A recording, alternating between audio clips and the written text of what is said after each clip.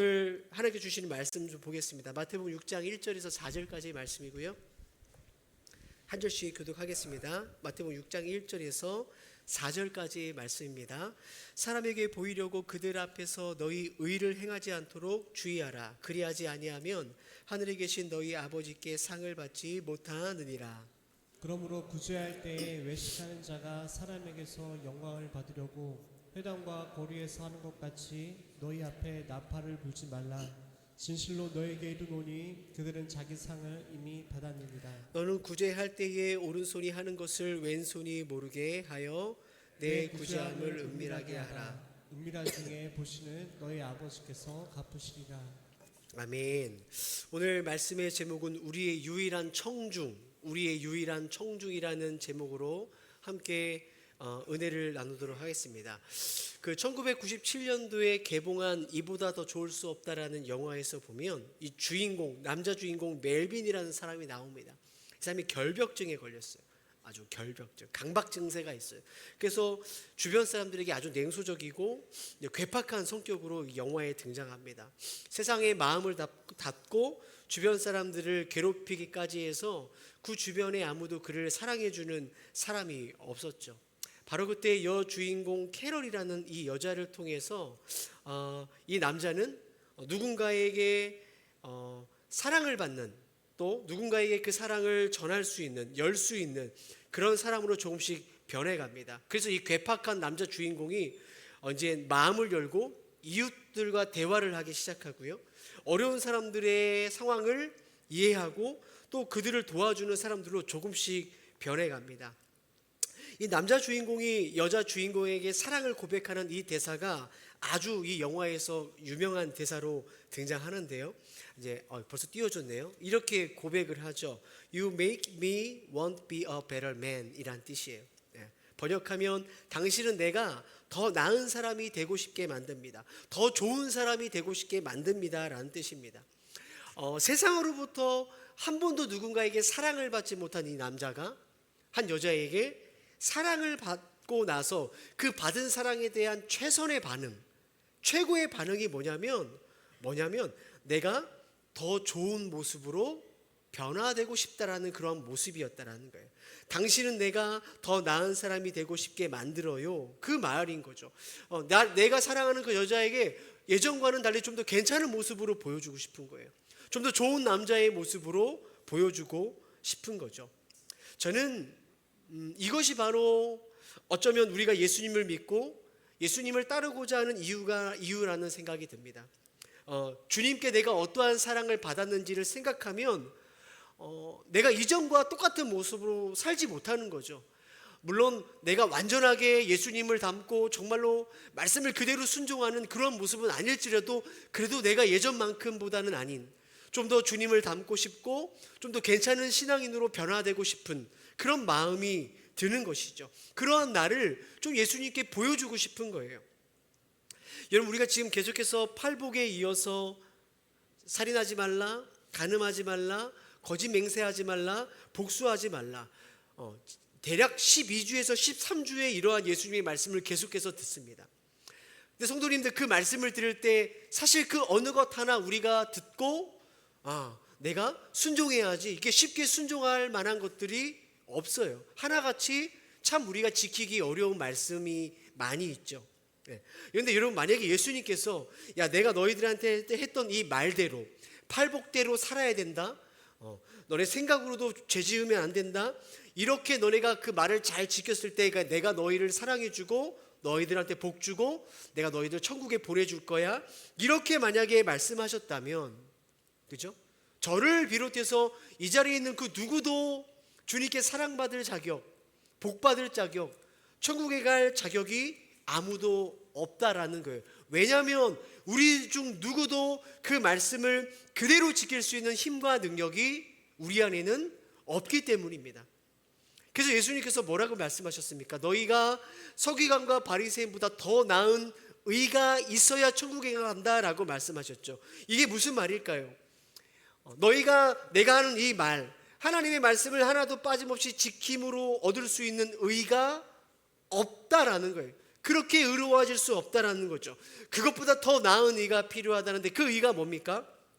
그 완전한 의가 누구죠? 바로 예수님이라는 거예요. 그렇죠? 그 예수님이 저와 여러분을 대신해서 먼저 팔복의 삶을 사셨고, 그죠? 저와 여러분보다 먼저 앞서 이 세상의 소금과 빛이 되셨고, 그죠?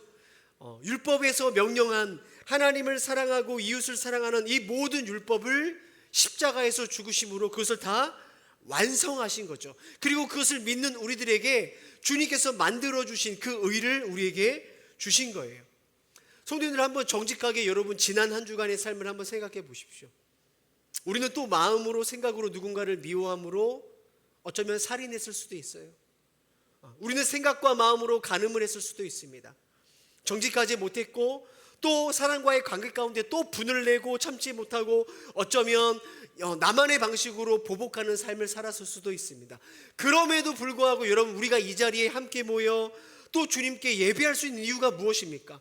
우리의 삶은 그 자격이 되지 않지만 뭐예요?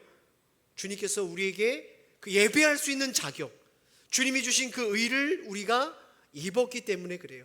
여러분, 우리는 지금 예수님께 사랑받기 위해서 이 자리에 있는 게 아닙니다. 이미 우리는 완전한 사랑을 받아서 이 자리에 있는 거예요. 여러분, 우리는 예수님께 지금 복 받으려고 예배하는 게 아닙니다. 우리는 예수님 안에서 이미 완전한 복을 받은 자이기 때문에 이 자리에 주님을 예배하는 거죠. 천국 가시려고 이 자리에 오셨습니까? 아니죠. 이미 예수 안에서 하나님의 나라가 우리에 주어졌기 때문에 우리는 이 자리에서 예배하는 거예요. 주님의 사랑과 은혜를 받은 자이기 때문에 여러분, 마치 이 영화 이 남자 주인공이 여자에게 그 사랑을 고백하는 것처럼 오늘도 우리가 그렇게 주님께 고백할 수 있는 거예요. 주님, 당신은 나를 좀 더 좋은 사람이 되고 싶게 합니다. 그 사랑을 받았기 때문에 주님, 저는 더 주님을 닮고 싶어 합니다. 주님, 저는 더 주님의 순결한 신부로 살고 싶게 주님 우리를 만듭니다. 이 거룩한 믿음의 고백들이 우리 가운데 고백되어지는 거죠. 이것이 오늘 우리가 바로 함께 모여서 예배하는 이유가 되는 것입니다. 완전하게 죄짓지 않고 살았기 때문이 아니라 주님께서 완전한 삶을 우리보다 먼저 앞서 사셨기 때문에 그 공로가 오늘 우리가 하나님 앞에 예배할 수 있는 이유가 되는 거예요. 저는 오늘 예배 가운데 우리 성도님 한 사람 한 사람이 이 나를 향한 이 주님의 사랑과 이 풍성한 은혜를 좀 더 깊이 깨달음으로, 주님, 제가 좀 더 주님을 닮고 싶습니다. 주님, 제가 좀 더 좋은 신앙인이 되고 싶습니다라는 이러한 우리 안의 소원과 이러한 믿음의 고백들이 이 예배 가운데 고백되어지기를 주님의 이름으로 축복합니다. 할렐루야. 여러분, 이렇게 우리가 신앙생활할 때, 그래서 우리의 신앙에 가장 중요한 목적과 동기가 있다는 거예요. 왜 우리가 신앙생활하는가? 그것은 주님께서 내게 주신 그 사랑, 그 은혜에 대한 반응이, 그게 바로 우리의 신앙생활의 동기가 되는 거예요. 목적이 돼야 되는 거죠. 그런데 여러분, 오늘 말씀해 보니까 예수님 당시의 서기관과 바리새인들은 이 신앙생활하는 것조차도 하나님께 받은 사랑과 은혜에 대한 동기가 아니었다라, 다른 동기로 신앙생활을 했다라는 거죠. 그들은 뭡니까? 사람들의 관심, 사람들의 칭찬에 대한 반응으로 신앙생활을 했다라는 거예요. 여러분, 이스라엘 사람, 특히 유대인들은 하나님의 백성으로서 지켜야 되는 세 가지 경건이 있었어요. 그게 뭐냐면 구제, 기도, 금식, 이 세 가지였습니다. 왜냐하면 구약 성경 말씀에 보면 하나님께서 구제와 기도와 금식을 이스라엘 백성들에게 명령하셨기 때문에 그래요. 그래서 오늘 예수님께서도 동일하게 이 세 가지 신앙생활, 구제, 기도, 금식, 이 세 가지를 예를 들면서, 야, 너네가 정말로 신앙생활하는 건 무엇인가? 참된 신앙생활에 대해서 우리에게 말씀하십니다. 오늘 그 첫 번째 시간으로 구제에 대해서 살펴보도록 할 건데요, 예수님께서는 이 구제, 기도, 금식, 이 신앙생활을 말씀하시면서 반복적으로 하는 말씀이 있어요. 오늘 보니까 그게 뭐냐면 사람에게 보이려고 라는 말입니다. 자, 6장 1절 함께 읽어보겠습니다. 시작. 사람에게 보이려고 그들 앞에서 너희 의를 행하지 않도록 주의하라. 네, 구제를 말씀하시기 전에 너네가 사람에게 보이려고 라는 말씀을 하시죠. 기도에 관해서 알려주실 때도 마찬가지예요. 6장 5절에 보니까 사람에게 보이려고. 금식도 마찬가지입니다. 6장 16절에 보니까 그들은 금식하는 것을 뭐예요? 사람에게 보이려고. 앞서 말씀드린 것처럼 신앙생활은 하나님께서 우리에게 주신 그 사랑과 은혜에 대한 반응이에요. 그렇기 때문에 여러분, 우리가 신앙생활을 할 때 당연하게 누구를 바라보면서 해야 됩니까? 하나님을 바라보는 거죠. 누구를 의식하는 거죠? 하나님을 의식하면서 바라보면서 신앙생활을 해야 됩니다. 그런데 오늘 예수님을 보니까 구제나 기도, 금식, 이러한 신앙생활도 뭐예요? 하나님이 아니라 사람에게 보이려고, 사람을 의식하면서 충분히 할 수 있다라고 우리에게 경고하는 거죠. 여러분, 우리의 신앙이 사람들 앞에서 연기하는, 흉내내는, 가짜가 되지 않는 그런 신앙이 되게 하기 위해서 오늘 우리가 반드시 기억해야 될 게 있습니다. 그게 뭐냐? 나는 지금 하나님을 기쁘시게 하기 위한 신앙생활을 하고 있는가를 점검하셔야 돼요. 한번 따라해 볼까요? 신앙생활은 하나님을 기쁘시게 하는 것입니다. 신앙생활은 하나님을 기쁘시게 하는 거예요. 제가 설교 소두에 소개해드렸던 이 사랑받은 남자의 고백을 기억하십니까? 당신은 내가 더 나은 사람이 되고 싶게 만들어요. 여러분, 왜 남자 주인공이 더 좋은 사람이 되고 싶은 거죠? 왜 이웃에게 친절하게 변화가 되고 있습니까? 왜 예전에 한 번도 해본 적이 없었던 어려운 사람들을 돕고 좋은 사람이 되고 싶은 거예요? 다른 누군가에게 칭찬을 듣기 위해서인가요? 이렇게 좋은 사람으로 변화되는 내가 내 스스로 그것이 만족하기 때문인가요? 그렇지 않죠. 이 남자가 좋은 사람이 되고 싶어서 지금 변화되는 이유는 하나입니다. 그죠? 나를 사랑해주는 그 여자에게 최고의 기쁨이 되어주고 싶은 거죠. 이 남자가 여자에게 줄 수 있는 최고의 사랑의 표현인 거예요. 신앙생활이 이렇습니다. 여러분, 우리의 신앙생활이 우리 주님께서 우리에게 주신 이 사랑과 은혜에 대한 최고의 반응이라면 여러분, 우리의 신앙의 목적은 무엇이 돼야 될까요? 주님의 기쁨이 되는 거죠. 그죠? 주님께 영광이 되는 것이 우리 신앙생활하는 모든 목적이 되는 거예요. 물론 성도님들, 그게 있어요. 우리가 신앙생활을 잘 해나갈 때 우리에게 주어지는 기쁨이 있습니다. 저분은 참 신앙생활 잘해. 우리 저 권사님 기도하는 거 보면 참 도전이 돼. 이렇게 주변에서, 그렇죠? 칭찬을 해주고 또 권면을 해주고, 이런 것들이 신앙생활 할 때 우리의 기쁨이 되기도 합니다. 또 여러분, 우리가 신앙생활을 잘 해나갈 때 내 안에 주어지는 기쁨과 만족이 있어요. 내가 참 이러이러한 세상의 유혹이 있었지만 내가 참 잘 이겨냈다. 그죠? 이러한 기쁨이 있어. 내가 오늘 순종했구나. 승리의 기쁨이 우리 안에 찾아오기도 합니다. 또한 우리가 신앙생활을 잘 해나갈 때 우리 하나님께서 우리의 모습을 보고 복과 은혜를 주시는 것도 있어요. 그런 것도 사실 우리에게 기쁨이 되죠. 그러나 제가 앞서 언급한 이 모든 것들은 내가 주님을 사랑하고 섬길 때 주어지는 부수적인 것이지, 여러분, 이런 것들이 우리의 신앙생활의 가장 중요한 어떠한 목적과 동기가 될 수는 없다라는 거예요. 그런데 오늘 여러분, 서기관과 바리새인들은 그렇게 신앙생활했어요. 어쩌면 이들이 처음부터 그렇게 하지 않았겠죠. 우리가 택한 백성이다, 우리가 하나님께 제사를 잘 드리고 또 이것이 하나님의 기쁨이 되기 위해서 그들은 어쩌면 처음에는 그렇게 신앙생활을 했을 수도 있을 거예요. 그런데 내가 하나님을 잘 섬기는 이 일들이 반복되자 뭐예요? 사람들이 존경해줘요. 그들에게 박수 쳐줘요. 그리고 이러한 일들을 통해서 내가 경제적으로 얻는 것도 있는 거예요. 어느 순간 이것이 점점 나에게 기쁨이 되기 시작하더라는 거예요. 그러니까는 하나님을 기쁘시게 하기 위해서가 아니라 점점 나에게 주어지는 기쁨, 사람들의 칭찬, 관심, 어떠한 보상이 그들이 하나님을 섬기는 이유가 되더라는 거예요.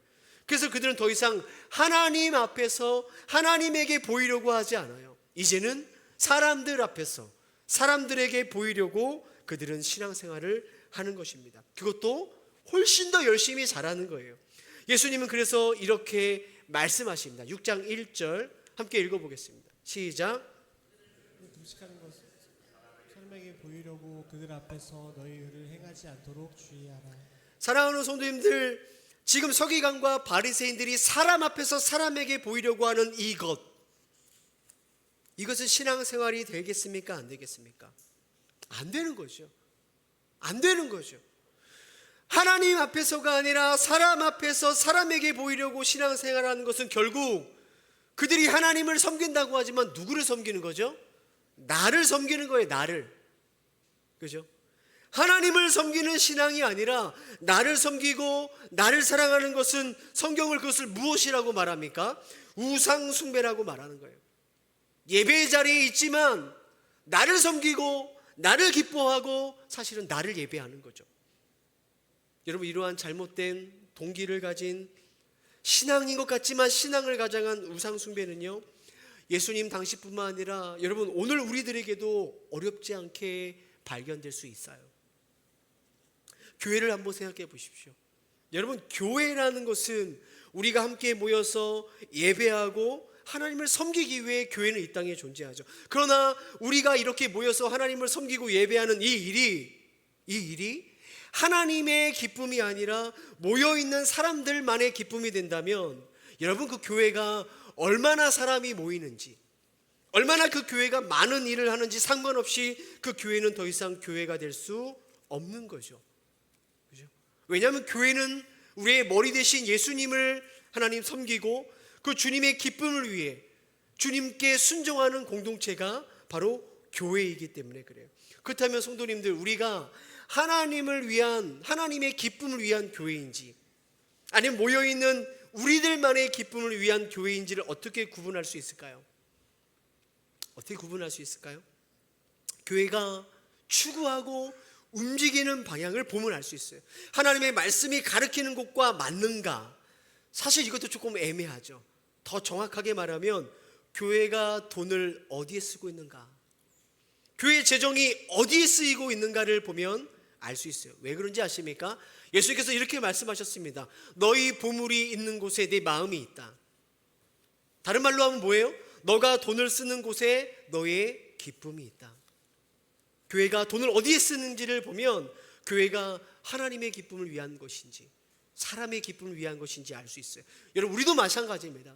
성도님들, 우리의 재정이 어디에 어떻게 사용되는지를 보면 내가 지금 기뻐하는 것이 무엇인지, 내 마음이 지금 어디를 향해 있는지를 정확하게 볼 수 있는 것이죠. 또 한 가지, 하나님의 기쁨을 위한 교회인가 사람의 기쁨을 위한 교회인가를 알 수 있는 방법이 있습니다. 뭘 보면 알 수 있냐? 예배를 보면 알 수 있어요. 우리가 드리는 예배. 여러분, 예배 가운데 거듭남의 은혜, 죄의 용서와 죄사함의 이 성령의 역사가 과연 나타나는가를 보면 그 교회가 하나님을 위한 교회인지 사람을 위한 교회인지 알 수 있어요. 여러분, 사람들을 기쁘게 하는 교회는 절대로 사람들이 불편해하는 설교를 하지 않습니다. 그렇죠? 사람들이 거북해하는 이러한 이야기를 하지 않아요. 회개하라, 죄의 용서함과 죄사함을 받으십시오, 이런 이야기 하지 않습니다. 여러분, 예수님 그렇게 믿으시면 안 됩니다 라는 말 하지 않습니다. 왜냐? 듣는 사람들이 기쁘지 않기 때문에 그래요. 불편하기 때문에 그렇습니다. 제가 예전에 그 개척 초기에 한 성도님께서 이러한 말씀을 하셨어요. 목사님 설교에는 복음이 없어요. 맨날 혼나는 것 같아서 기쁘지가 않습니다. 교회 나오는 게 어렵다고 말씀을 해 주셨어요. 혹시나 오해가 될까 봐서 말씀드리지만 그 성도님이 안 계십니다. 예, 목사님 저 시험 들기 왜 그런 말씀하시나, 그런 말 생각하지 않으시죠? 예, 이런 거죠. 세상 사는 것도 얼마나 힘들어요. 얼마나 힘들고 지쳐요. 근데 교회까지 와서 우리가 이게 마음에 부담되는 이야기를 들어야 되는가 생각이 들죠. 목회자로서 충분히 공감하고 이해가 됩니다. 틀린 말은 아니에요. 근데 성도님들, 한 번만 생각해 보십시오. 만약에 교회에서 우리들이 듣기 좋아하는 이야기만 한다면, 그죠? 내가 들었을 때 기쁜 이야기만 듣고 간다면 여러분, 교회 안에서는 어떤 일이 일어날까요? 평생을 교회를 다니지만, 평생을 우리가 말씀을 듣지만 하나님을 만나서 영혼이 거듭나는 이 은혜, 하나님 앞에 영혼이 거듭나는 은혜, 하나님 앞에서 비참한 우리의 영혼을 발견하며 애통하며 가슴 찢는 이 회개의 은혜의 역사를 한 번도 경험해 보지 못하는, 30년 40년 평생을 교회를 다녔지만 이것을 한 번도 경험해 보지 못하는 가짜 신자들을 양산하는 교회가 되겠죠. 그래서 사람을 기뻐하는 교회 안에는 하나님의 나라를 위한 헌신, 순종, 희생, 이런 것을 찾아볼 수가 없는 거예요. 왜냐? 이것은 하나님에게 기쁨이 될 수 있을지 모르지만 우리들에게는 기쁘지 않은 일이 되기 때문에 그렇습니다. 사도 바울은 디모데후서 2장 3절 4절에 이렇게 우리에게 권면하죠. 말씀합니다. 함께 읽어보겠습니다. 시작. 너는 그리스도 예수의 좋은 병사로 나와 함께 고난을 받으라. 병사로 복무하는 자는 자기 생활에 얽매이는 자가 하나도 없나니 이는 병사로 모집한 자를 기쁘게 하려 함이라. 병사로 우리를 불러주시는 주님 앞에 우리는 우리의 자기 생활이 우선이 아니라, 다시 말해 우리의 기쁨이 먼저가 아니라 우리를 병사로 불러주시는 예수님을 기쁘게 하는 것이 먼저라는 것이죠. 여러분, 오늘 교회로 부름받은 우리들은 누구를 기쁘게 하시기 위해 존재하는 걸까요? 우리를 불러주시는, 우리에게 영원한 생명을 주시고 이 세상 가운데 하나님의 나라를 위하여 싸우도록 우리를 불러주신 주님을 위해 존재하는 것입니다. 우리가 모이는 이유도 그것 때문이고요, 예배하는 이유도 그것 때문입니다. 함께 교제하는 이유도 그것 때문이죠. 예배 후에 다시 여러분을 세상 가운데 파송시키는 그 이유도 뭐예요? 우리를 불러주신 주님을 기쁘시게 하기 위함인 줄 여러분 믿으시길 바랍니다. 이것이 바로 예수 믿는 그리스도인의 정체성이라는 거예요. 여러분, 목회자라고 해서 다 하나님의 기쁨을 위해 사역하는 것이 아닙니다. 얼마든지 저도 저의 기쁨을 위하여 교회를 섬기고 봉사할 수 있겠더라고요. 교회가 커지는 기쁨이 얼마나 큰지 모르시죠? 성도들에게 관심과 사랑을 받는 거 중독성이 있습니다. 네. 이런 것들이 강력한 목회의 동기가 될 수 있어요. 그렇게 되면 목회자는 더 이상 이젠 하나님 앞에서 하나님에게 보이려고 목회하지 않습니다. 저는 여러분 앞에서 여러분 앞에 보이려고 교회를 그때부터는 매니지먼트하는 거죠. 경영하는 거예요. 하나님과 상관없이 내 기쁨을 위해서도요, 얼마나 더 열정적으로 교회를 이끌어갈 수 있다는 거예요. 그러한 자들에게 예수님께서 이렇게 말씀하시죠. 요한복음 12장 43절에 그들은 사람의 영광을 하나님의 영광보다 더 사랑하였더라. 사람의 영광을 하나님의 영광보다 더 사랑하였더라. 존 파이퍼 목사님이 쓰신 돈, 섹스, 그리고 권력이라는 책을 보면 존 파이퍼 목사님이 이렇게 이야기하세요. 본래 이것들은 하나님의 영광을 드러내도록 우리들에게 주신 좋은 선물이다. 그런데 하나님의 영광보다 사람의 영광, 세상의 영광을 더 사랑하는 순간 돈, 섹스, 권력은 하나님을 가장 하찮게 만드는 일에 효과적으로 쓰임받는 마귀의 도구가 된다라고 이야기합니다. 하나님의 영광을 위하여 쓰임받아야 될 이 도구가 하나님을 대적하는 무기가 된다라는 거예요. 여러분, 오늘날 가슴 아프게도 저 같은 목회자들, 또 교회가 쓰러지는 모든 이유가 다 한결같이 이 이유 아닙니까? 돈, 권력, 성적인 스캔들이죠. 왜 하나같이 이 문제를 벗어나지 못할까요?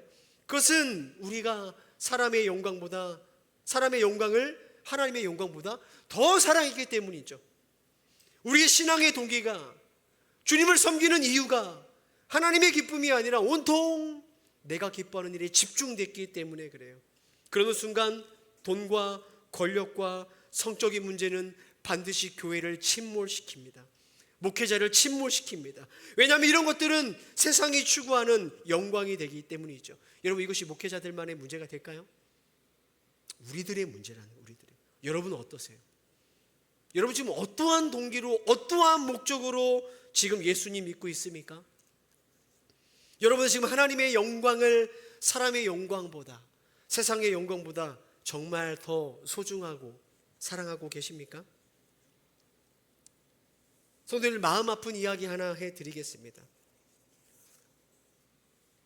참 목회자로서 이런 말 하기가 쉽지 않지만, 여러분, 예수님 믿는 것은요, 들으십시오, 일요일날 내가 교회 간다로 절대로 설명할 수 없는 이야기입니다. 내가 예수님을 믿는다는 것은 내 삶의 주인이 바뀌었다는 거잖아요. 삶의 주인이 바뀐 겁니다. 내가 예수 믿기 전과 예수 믿은 후가 똑같다면 우리는 아직 그리스도인이 아닌 거죠. 어떠한 말로 설명할 수 없습니다. 여러분, 우리가 사랑하고 추구하는 영광이 하나님 나라가 없는 세상과 똑같다면 너무 심각한 거 아닐까요? 우리가 아직 주인이 바뀌지 않았다는 증거입니다. 우리가 예수를 믿고 신앙생활을 하면서도 세상과 같은 방향과 같은 목적으로 같은 것으로 기뻐하고 같은 것으로 슬퍼한다면 어쩌면 우리는 지금 하나님을 기뻐하는 참 신앙이 아니라 나를 기뻐하고 나를 섬기는 우상 숭배를 하고 있다는 명확한 증거가 되는 것이죠. 심각하게 진지하게 여러분의 신앙과 믿음을 점검해 보셔야 합니다. 여러분의 영혼이, 여러분의 구원이 달려있는 너무나 중요한 문제이기 때문에 그래요. 우리가 왜 교회에 나올까요? 무엇을 위해 우리는 지금 예배합니까? 누구를 지금 예배합니까? 여러분을 가장 기쁘게 하는 것은 무엇입니까? 이 모든 질문에 저와 여러분의 답은 단 하나가 되어야 돼요. 예수 그리스도가 되어야 되는 것이죠. 오늘 예수님께서 이렇게 말씀하시죠. 1절 사람에게 보이려고 그들 앞에서 너희 의를 행하지 않도록 주의하라. 그리하지 아니하면 하늘에 계신 너희 아버지께 상을 받지 못하느니라. 내 기쁨을 위해서, 세상의 영광을 위해서 흉내내고 따라하는 가짜 신앙으로는 하나님께서 주시는 상을, 그 구원을 받지 못한다라고 주님은 정확하게 말씀하십니다. 가짜로는, 흉내내는 신앙으로는 하나님 나라에 들어갈 수 없는 거예요. 저는 저 자신이 먼저 진짜 성도였으면 좋겠어요.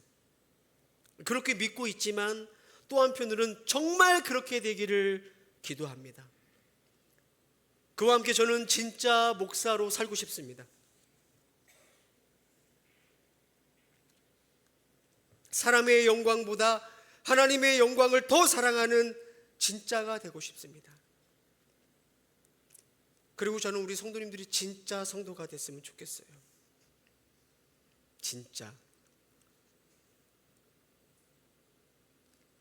나중에 주님께서 저에게 물으실 때, 저의 목회를 청산하실 때 어떠한 평가가 내려질지 참 두렵습니다. 마찬가지로 저는 우리 교회가 진짜 교회가 됐으면 좋겠어요. 교회라는 이름만 있는 그런 교회 말고요, 진짜 교회가 됐으면 좋겠습니다. 사랑하는 성도님들, 사람 앞에 서지 마시고 살아계신 하나님 앞에 서는 진짜 그리스도인이 되어지기를 주의 이름으로 축복합니다. 나를 기쁘게 했던, 신앙을 교묘하게 위장한 이 우상 숭배가 무너지고 하나님을 기쁘게 해드리는 진짜 신앙생활이 우리 안에 회복되어지기를 주님의 이름으로 축복합니다. 두 번째로 오늘 우리가 생각해 보고 싶은 것은 구제에 관한 이야기죠. 주님은 왜 많은 신앙생활 중에 하필 구제에 대해서 말씀하셨을까? 그죠? 많은 것들인데 왜 구제를 말씀하셨을까? 그것은 하나님께서 우리에게 주신 율법을 보면 알 수 있어요. 율법을 딱 짜면 제가 두 가지가 나온다고 했죠. 아주 정말 많이 말씀드렸어요. 첫 번째는 하나님을 사랑하는 것, 두 번째는 이웃을 사랑하는 거예요. 그래서 참된 신앙은 기도와 금식으로 내가 하나님의 사랑의 관계를 보여주는 거고, 이웃 사랑은 뭘로 보여주는 거예요? 구제를 통해서 보여주는 거예요. 그래서 여러분, 구제는요, 이웃을 사랑하라는 하나님의 명령을 우리가 실천할 수 있는 방법이 됩니다. 따라해 볼까요? 구제는 이웃 사랑을 실천하는 길입니다. 그래서 하나님께서는요, 이스라엘 백성들에게 구제를 명령하셨어요. 명령이에요. 신명기 15장 7절 8절 말씀 읽어보겠습니다. 시작. 내 하나님 여호와께서 내게 주신 땅 어느 성읍에든지 가난한 형제가 너와 함께 거주하거든 그 가난한 형제에게 내 마음을 완악하게 하지 말며 내 손을 움켜쥐지 말고 반드시 내 손을 그에게 펴서 그에게 필요한 대로 쓸 것을 넉넉히 구워주라. 반드시예요. 반드시 손을 펴라. 11절 말씀. 땅에는 언제든지 가난한 자가 그치지 아니하겠으므로 내가 내게 명령하여 이르노니 너는 반드시 내 손을 펼지니라. 땅에는 언제든지 가난한 자가 그치지 않겠다라고 주님 말씀하십니다. 이상하지 않아요? 하나님께서는 광야 40년 동안 만나와 메추라기가 썩어 넘치도록 그들에게 베푸셨어요. 남아 돌았어요. 그 빈들에서 오병이어로 5천 명을 먹이시고 12바구니가 남도록 하셨어요. 그런데 왜 하나님은 충분히 주실 수 있는데 왜 가난한 자를 계속해서 세상에 두실까? 두 가지 이유가 있습니다. 첫째는 앞서 말씀드린 것처럼 하나님의 자녀된 우리들이 하나님의 말씀대로 이웃사랑을 실천하며 살아가도록 하기 위함입니다. 그래서 성도님들, 한 번만 고개를 돌려보시면 여러분 주위에 가난한 사람들이 있을 것입니다. 또 한 가지 이유가 있어요. 가난한 자들이 하나님의 자녀된 우리들을 통해서 그들이 구제를 받고, 그들은 우리의 삶을 통해서 하나님의 먹이시고 돌보시는 사랑을 우리를 통하여 경험하도록 하기 위해서 하나님 이 땅에 가난을 여전히 남겨두셨다는. 그러니까 여러분, 구제는요, 하나님의 백성인 우리들에게는 하나님의 백성다움을 훈련하는 기림과 동시에 구제는 세상 사람들에게 또 이웃에게 하나님의 사랑을 나타내는 길이 된다는 거예요. 그래서 하나님 이스라엘 백성들에게 너는 반드시 도와라, 가난한 자를 반드시 구제하라라고 명령하시는 것입니다. 청교도 신학자 아더 핑크 목사님은 그리스도인의 구제에 대해서 이렇게 말씀하세요. 가난한 자들에게 베풀지 않는 사람들은 큰 불의의 죄를 범하는 것이다. 그들은 자신들이 소유한 재산을 관리하는 청지기일 뿐인데 궁핍한 사람들에게 돌아가야 할 당연한 몫을 빼앗았기 때문이다. 사랑하는 성도님들, 가난한 이웃을 돕는 이 구제는 해도 되고 안 해도 되는 게 아니죠. 하나님은 우리들에게 이웃을 사랑할 수 있도록 우리 주위에 분명히 가난한 자를 두셨어요. 바로 그들이 여러분이 손을 펴서 도와줘야 될 분들입니다. 그분들은 여러분이 손을 펴서 돕는 그 손길을 통해서 보이지 않는 하나님의 사랑의 손을 볼 수 있는 것이죠. 아더 핑크 목사님은 말씀하시죠. 가난한 자들에게 베풀지 않는 것은 큰 불의의 죄가 된다. 왜냐하면 그들에게 돌아가야 할 몫을 하나님께서 우리에게 맡기셨는데, 구제를 하지 않는 것은 그들의 몫을 우리가 훔치는, 빼앗는 죄가 된다는 거예요. 야고보서 2장 14절 17절 말씀을 생각하면서 같이 한번 읽어보겠습니다. 시작. 만일 형제나 자매가 헐벗고 일용할 양식이 없는데 너희 중 누구든지 그에게 이르되 평안히 가라, 덥게 하라, 배부르게 하라 하며 그 몸에 쓸 것을 주지 아니하면 무슨 유익이 있으리요? 이와 같이 행함이 없는 믿음은 그 자체가 죽은 것이라. 너무나 중요한 말씀 아닙니까? 신앙생활이라는 것은 말로 할 수 없는 거죠. 말로 할 수 없는 거예요. 입으로는 이웃을 절대 사랑할 수 없는 거예요. 입으로 사랑할 수 있는 게 아닙니다. 이웃사랑은 하나님께서 우리에게 맡겨주신 그 귀한 시간과 그 귀한 물질들을 흘려보낼 때 이웃사랑하는 일은 그때 실천이 되는 거죠. 이웃을 사랑하는 우리의 그 순종은 그때 증명이 되는 것입니다. 바로 그때 우리의 믿음은 죽은 믿음이 아니라 진짜 믿음인 것이 그때 드러나는 것입니다.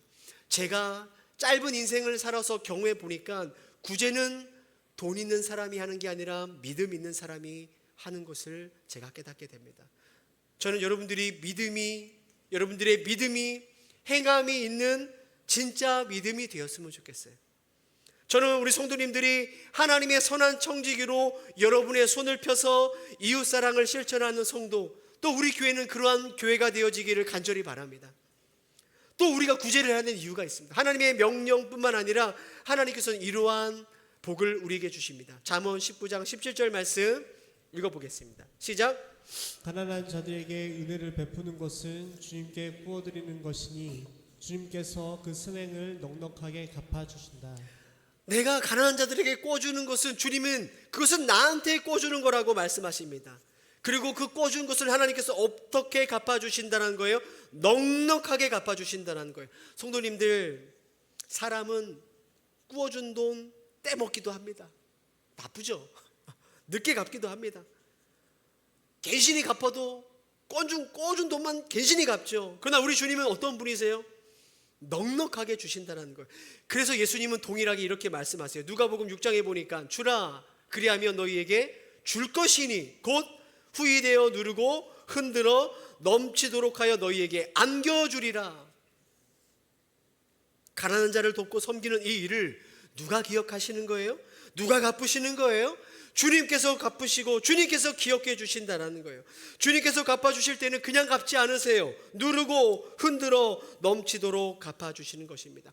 이것을 믿는 사람들은 그래서 오늘 서기관과 바리새인들처럼 구제를 하면서 사람들이 알아주기를 바라고 나팔을 불 필요가 없는 거예요. 보세요, 내가 이렇게 저 사람을 도왔습니다. 봐주세요, 제가 이렇게 진짜 예수 믿는 사람처럼 구제하며 살아갑니다. 티낼 필요 없는 거죠. 왜요? 주님이 갚아주실 것을 알기 때문에 그래요. 우리가 누군가를 돕다 보면 괜히 도왔다 실망할 때가 있습니다. 그렇죠? 마음을 다해 도와줬는데 돌아오는 것은 전혀 고마워하지 않거나 내가 돕는 도움을 당연히 여기는 이런 일들이 있죠. 까맣게 잊어버릴 때가 있어요. 그런 속담이 있죠. 머리 검은 짐승은 거두는 게 아니다. 저는 성경 다음에 이 말씀이 진리라고 생각합니다. 사람은요, 저도 그래요. 까먹어요. 금방 까먹습니다. 은혜를 까먹어요. 때로는 은혜를 원수로 갚는 게 사람입니다. 그러니까 기억하셔야 돼요. 누구를 도울 때 애초부터 기대를 하고 도우시면 안 됩니다. 실망합니다. 누구를 바라보고 의식하면 돼요? 나에게 상 주시는, 후히 되어 누리고 넘치도록 갚아주시는 주님 보면서 하는 거예요. 성도님들 기억하십시오. 사람들은 있습니다. 그러나 우리 하나님은 잊지 않고 후하게 갚으시는 하나님이신 줄 믿으시길 바랍니다. 마태복음 25장에 보면 마지막 때의 심판의 날에 예수님께서 구원받은 자들과 심판받을 자들을 오른쪽과 왼쪽으로 나누시죠. 양과 염소를 나눈 것처럼 나누십니다. 구원받을 자들을 향해서 예수님께서 이렇게 말씀하세요. 34절 말씀 읽어보겠습니다. 시작. 그때 임금이 그 오른편에 있는 자들에게 이르시되 내 아버지께 복 받을 자들이여 나와 창세로부터 너희를 위하여 예비된 나라를 상속받으라. 너희를 위하여 예비된 나라를 받으라. 천국에 들어가서 상을 받으라고 말씀하시는 거예요. 이유가 뭐야? 이유가 뭐냐? 35절 36절 말씀이에요. 내가 줄일 때에 너희가 먹을 것을 주었고 목마를 때에 마시게 하였고 나그네 되었을 때 영접하였고 헐벗었을 때 옷을 입혔고 병들었을 때 돌보았고 옥에 갇혔을 때에 와서 보았느니라. 주님, 언제 우리가 주님께 그렇게 했습니까? 언제 먹였고 언제 마시게 했고 언제 우리가 주님을 돌봤습니까? 라고 묻자 주님이 말씀하시죠. 내 형제 중 지극히 작은 자 중에 한 것이 내게 한 것이라. 가난한 자를 섬기는 것이 내게 한 것이라. 구제한 것이 내게 한 것이라. 그것이 바로 너희가 하나님 나라를 상속받은 이유가 된다. 예수님께서 우리에게 무엇을 말씀하시는 걸까요? 가난한 자를 섬기고 구제해야 구원을 받는다 이거예요? 그게 아니죠. 야고보서의 말처럼 가난한 자를 돕고 구제하는 그들의 삶이 그들이 자신을 기뻐하는 가짜가 아니라 주님을 기뻐하는 진짜 신앙인 것을 증명하는 것입니다. 그들의 믿음이 죽은 믿음이 아니라 그들을 구원하는 살아있는 진짜 믿음인 것을 증명하는 것이죠. 주님께서 말씀하시죠. 그들의 열매로 그들을 알 것이다. 여러분, 어떠한 열매를 지금 맺고 계십니까? 말씀 맺도록 하겠습니다. 소명이라는 책을 쓴 오스기니스 목사님은 그의 책에서 이렇게 이야기해요. 유일한 청중이신 그분 앞에서 사는 삶은 우리의 모든 것을 변화시킨다. 나는 유일한 청중 앞에 살고 있다. 다른 모든 청중 앞에서는 내가 입증할 것도 얻을 것도 잃을 것도 없다. 여러분의 인생의 청중은 누구이십니까? 여러분 누구를 의식하며 누구 앞에서 여러분의 삶을 살고 계십니까? 여러분, 오늘 우리는 오직 한 분, 살아계신 하나님 앞에서 살아가는 자들인 것을 기억하시길 바랍니다. 전능하신 주님을 우리의 유일한 청중으로 모시며 그분 앞에 살아갈 때 우리의 모든 것은 그분의 능력 안에서 변화가 될 줄 믿습니다.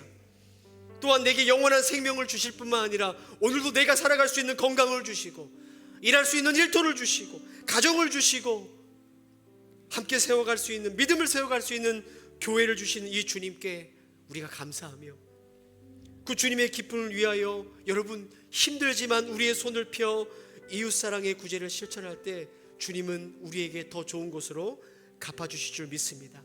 이러한 우리의 삶을 통해 하나님의 나라는 이 세상 가운데 확장되는 거예요. 이러한 믿음의 삶이 여러분의 삶 가운데 진짜 구원받는 믿음의 열매로 맺어지게 되기를 주님의 이름으로 축복합니다.